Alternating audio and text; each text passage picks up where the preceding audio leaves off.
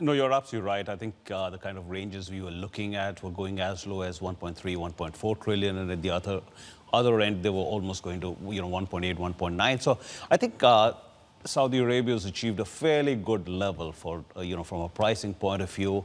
It had a pretty good level of oversubscription, so the interest was there. But clearly, the investor base is coming more from nearer home for them, and perhaps some of the strategic investors like China, etc., who have developed a lot more stronger partnerships, especially on the reliance on the oil piece.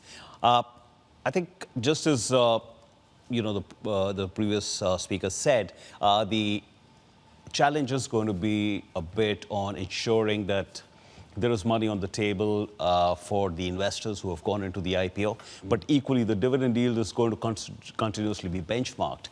I would still say that there is probably some of the areas we have yet to explore, because this is a real fresh start for Aramco, as a publicly listed entity. There are forays that are being made in terms of, the collaborations that are being established between Saudi and China, Saudi Arabia and India, where you can expect some more downstream business activities emanating in the coming years. So I think right now, from the headline point of view, yes, it looks like a 4.5% dividend yield compared to its peers, slightly lower, but there would be potentially upsides, which seemed afoot in the plans that have already started execution. Do you think that the success, because we still have to wait and see how it performs when it hits the Tadawul, but do you think that the success raises the chance that we will see this international listing somewhere else? And how far off do you think that would be? I don't think there's going to be a rush for international listing, really speaking, at this point in time. The first milestone's been achieved, but the real,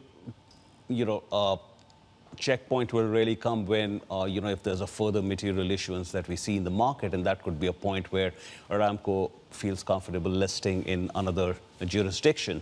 I think the good piece would be that between now and then, they would have the ability to, focus on various areas of governance, etc., which is something investors have voiced their concerns about earlier, and make sure that it comes up to par of what the investors would be expecting when the entity goes for any onward listing in other markets. Of course, we know that the Saudi royal family is going to, of course, pocket $25.6 billion. And if that green shoe option is exercised as well, it could be as high as $29.4 billion. Those funds we know are going to be spent on non-oil assets. But what's it going to mean for the overall Saudi budget, which comes out next week? I think from a Saudi budget perspective next week, what it really means is, one, obviously there's a certain amount of funding that is coming in through this IPO. But the second piece is going to be really around the fact that this sets the benchmark for further privatization in next year. And some flows could be coming in there from an income point of view. The other thing is, as a country, including its commercial entities, there is significant headroom for Saudi to tap into the bond markets, which are going to be fairly attractive, as we've seen the interest rates on a downward journey at this point in time. So that's going to be an attractive route for them to tap into next year.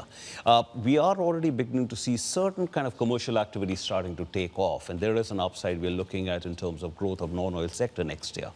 I've been there in the last few months a few times, and I think literally, as I was mentioning, every month you're able to see definitely a change from the previous time I was there. So, I'm quite hopeful. I think they've got the plans afoot. So next year is going to be a key piece. Some of these capital investments, etc., that go in, and obviously the new funding they'll be raising. Hey everybody, it's Hadley Gamble from our new CNBC Middle East Bureau in Abu Dhabi. Thanks for stopping by. Now, to watch more, you can try one of the videos that just popped up on your screen. And don't forget to subscribe.